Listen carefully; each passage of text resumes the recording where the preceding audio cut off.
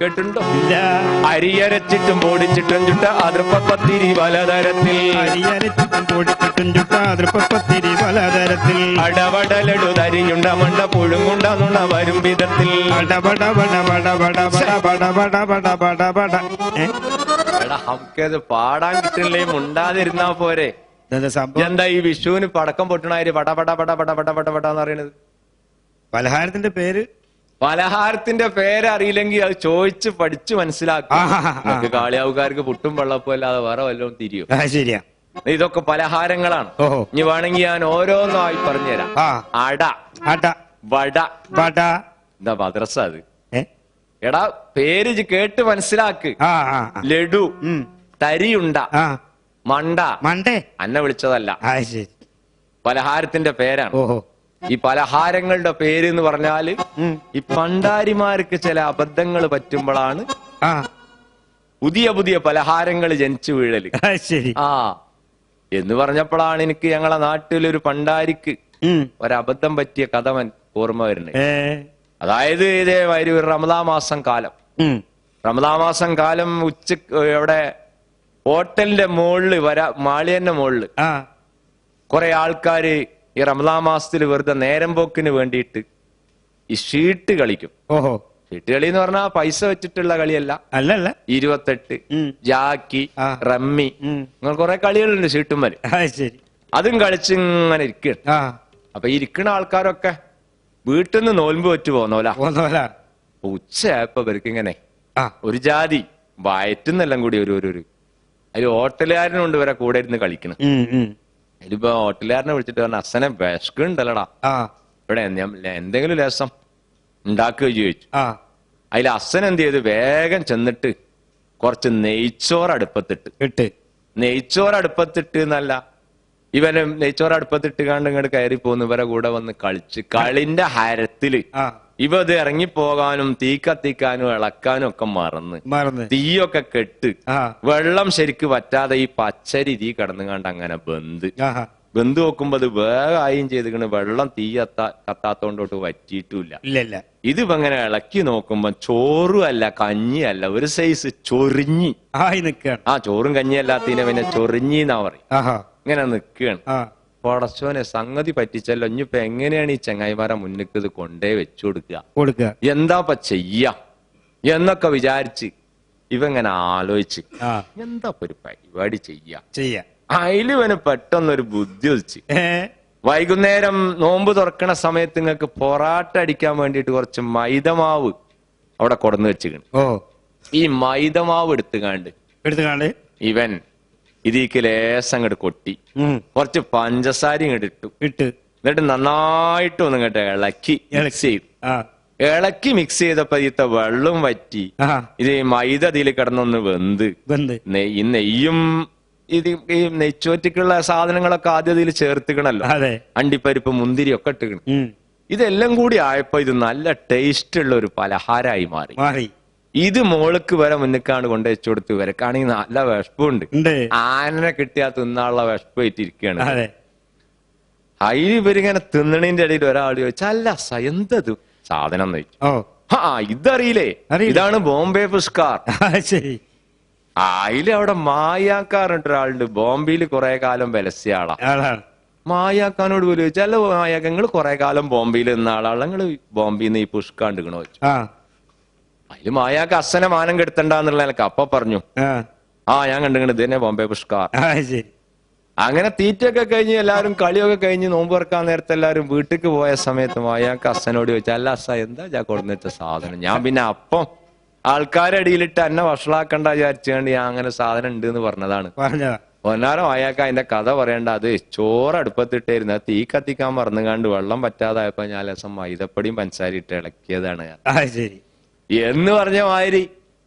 ഈ മണ്ട എന്ന് പറഞ്ഞ പലഹാരം ഉണ്ടായത് എങ്ങനെയാണെന്നറിയോ? ഒരു പണ്ടാരി സമൂസ ഉണ്ടാക്കിയിരുന്നു. അബദ്ധവശാല് ഉപ്പിടണ്ടോടത്ത് പഞ്ചസാര ഇട്ടുപോയി തിന്നു മാറിയതാണ്. പാത്രം മാറിയാണ്ട് ഉപ്പ് കൊട്ടണ്ടോടത്ത് പഞ്ചസാര കൊട്ടി നോക്കുമ്പോ അത് പിന്നെ അത് സമൂസ ആയിട്ട് ഉപയോഗിക്കാൻ പറ്റൂല എന്ന് മനസ്സിലായി. അതിൽ കുറച്ചും കൂടി പഞ്ചസാര കണ്ടിട്ടിട്ട് ഹോട്ടലിന്റെ ഓണറോട് പറഞ്ഞു, പുതിയൊരു പലഹാരം ഇന്ന് ഞാൻ കണ്ടുപിടിച്ചിരിക്കണം, മണ്ടയാണ് ഇതിന്റെ പേര്. ഉണ്ടാക്കിയോ മണ്ടനാണ് എന്നാണ് ആ പേരിന്റെ ചുരുക്കം. മനസ്സിലായോ? അപ്പൊ എന്ന് പറഞ്ഞ മാതിരി ഇപ്പൊ പലഹാരങ്ങളുടെ പേര് മനസ്സിലായില്ലേ? ഇനി തെറ്റിക്കരുത് കേട്ടോ, കണ്ണിൽ ഞാൻ കൈയിടും. അരിയരച്ചിട്ടും പൊടിച്ചിട്ടും ചുട്ട തൃപ്പപ്പത്തിരി പലതരത്തിൽ,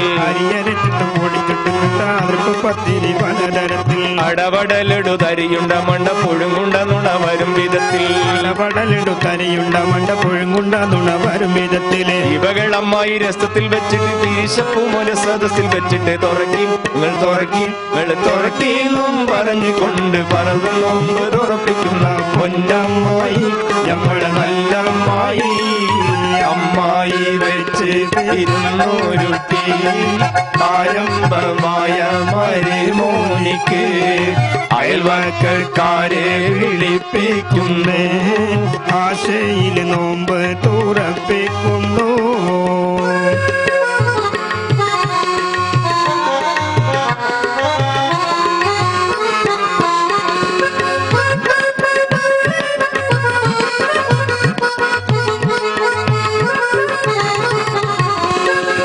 ഇത്രയും സാധനങ്ങൾ പലഹാരങ്ങൾ അമ്മായി ഞങ്ങളെ മുന്നിക്ക് കൊടന്ന് നിരത്തിയപ്പോ ഞാൻ പറഞ്ഞു, പൊന്നാരമ്മായി ഇനി കൊണ്ടരലി ഞങ്ങളോട് തിന്നാൻ കഴിയൂല. എന്താ കാരണം? 50 ആൾക്കാർ ഞങ്ങള് പോയില്ലേ, ഹംകേക്ക് 49 ആക്കും നോമ്പില്ല. എനിക്കൊരൊറ്റ ആൾക്ക് മാത്രമേ ഉള്ളൂ അന്ന് നോമ്പ്. അനക്ക് നോമ്പോ? അന്നെ കഴിഞ്ഞ റമദാൻ 5-ന് ഞാൻ എവിടെ കണ്ടത് എനിക്കറിയോ? മക്കനപ്പറമ്പ് വേലായുധന്റെ ചായക്കട.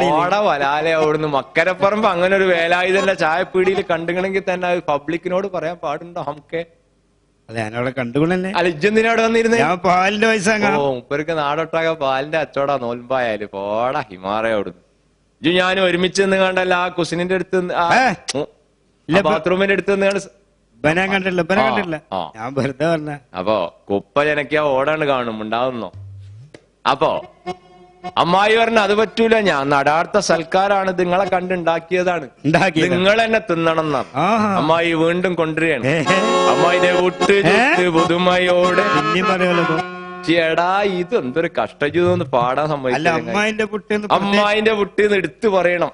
കാരണം അമ്മായിന്റെ പുട്ടും കുറ്റി, അമ്മായിന്റെ പുട്ടും തൂക്ക്, അമ്മായിന്റെ അരിപ്പൊടി, അമ്മായിന്റെ തേങ്ങ, അമ്മായിന്റെ അടുപ്പ്, അമ്മായിന്റെ വെള്ളം, ഇതൊക്കെ ഉപയോഗിച്ച് ചുട്ട് കഴിഞ്ഞാ പിന്നെ നാട്ടുകാരെ പുട്ടിന്ന് എങ്ങനെ ഇഷ്ടായാലും പറയില്ല. എന്ത് ആളാണ്. അമ്മായിനെ ഒഴിവാക്കുക. പുട്ട് ചുട്ട് പുതുമയോടെ പൂവൻ പഴവും പടലയോടെ,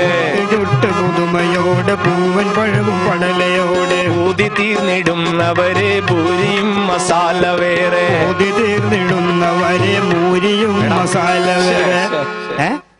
ഹംകെ മൂരിയല്ല, മസാല ഉണ്ടാവുമ്പോ മൂരി ഉണ്ടാവില്ലടാ. ആ വെറും ആ ഒരു ചിന്തനുള്ളൂല്ലോ, മൂരി മൂരി മൂരി എന്നുള്ള ഒരു വിചാരം മാത്രമേ ഉള്ളൂ. എത്ര പ്ലേറ്റാ ഒരു ദിവസം കയറ്റിക്കൂട്ടല്. വാഹന്റെ ഇടക്കൗത്തൊക്കെ കണ്ടില്ല, കൊപ്പരപ്പാണ്ഡ്യാലിലെ കാടമ്പൂച്ചന്റെ മാതിരി. ആവുമ്പോ കള്ളിയാണ്. ഏത് റേഷൻ കരി റേഷാപ്പിലും പറ്റുള്ളൂ. അമ്മിന്റെ ചോട്ടില് മുതരണ്ടാണി വീണ് ചീർത്ത മാതിരി ചീർത്തുകണ് വാഹൻ. ദിവസം തോറും ഇങ്ങനെ വീർത്ത് വരികയാണ്. പള്ളൊക്കെ കണ്ടില്ല, വേൾഡ് കപ്പ് കഴിഞ്ഞ് ഞാൻ പറയണില്ല, ഫുട്ബോള് കെട്ടിത്തൂക്കിയ മാതിരി. ഏതായാലും എന്താ മൂരി അല്ല കേട്ടോ, ഭൂരി ഭൂരി ഭൂരി. ഈ മൂരി എന്നുള്ള ചിന്ത കയ്യുന്നോ മനസ്സൊന്നും ഇഞ്ഞെങ്കിലും ഒന്ന് ഒഴിവാക്കണം. സകല സ്ഥലത്തും ആന്ത്രാക്സും കൂന്ത്രാക്സും ഒക്കെ തുടങ്ങിയിരിക്കണം. ആന്ത്രാക്സ് തന്നെയല്ലേ അതിന് പറയാം. ലാസ്റ്റ് ലാ ഇലാഹ ഇല്ലല്ലാഹ് കിട്ടിയ എന്റെ ആഖിറം നന്നായി കിട്ടും. ഇത് ചൊല്ലിത്തരുന്ന സമയത്തും മൂരി എന്നുള്ള ചിന്ത തന്നെയാണ് മനസ്സിൽ നിന്നുണ്ടെങ്കിൽ എന്റെ ഒക്കെ കാര്യം പോക്ക. ശരിയാ. ഇനിയല്ലേ നേരെ പാടണം ഭൂരിയാണ് കേട്ടോ. പുട്ട് ചുട്ട് പുതുമയോടെ പൂവൻ പഴവും പടലയോടെ, ഊതി തീർന്നിടുന്നവരെ പൂരിയും മസാല വേറെ, ഇവകളമ്മായി രസത്തിൽ വെച്ചിട്ട് തിരിശപ്പൂമോന്റെ സദസ്സിൽ വെച്ചിട്ട് കഴിക്കും ഇത് കഴിക്കും നോമ്പ് കഴിക്കും പറഞ്ഞുകൊണ്ട് പറന്ന് നോമ്പ് തോൽപ്പിക്കുന്ന പൊന്നമ്മായി നമ്മളെ നല്ല അമ്മായി. അമ്മായി വെച്ച് വരുന്നൊരുക്കി ആരംഭമായ മരുമോനിക്ക് അയൽവക്കാരെ വിളിപ്പിക്കുന്നേ, ആശയിൽ നോമ്പ് തുറപ്പിക്കുന്നേ.